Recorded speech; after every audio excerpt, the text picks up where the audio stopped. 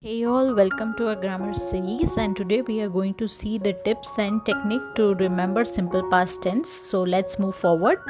So how to use simple past tense for constructing positive sentences. So rule says that you will use subject plus ed form of verb.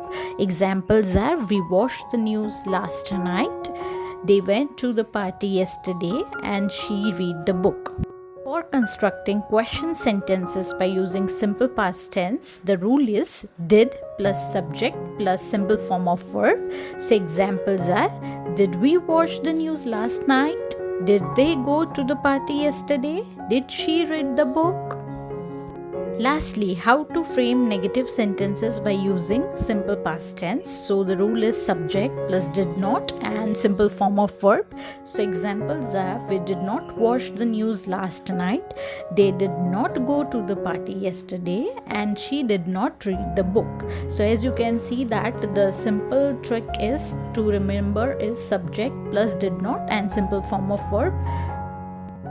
Thank you all for your time, and I hope you are enjoying this grammar series. Stay tuned with us to get more tips and technique on grammar.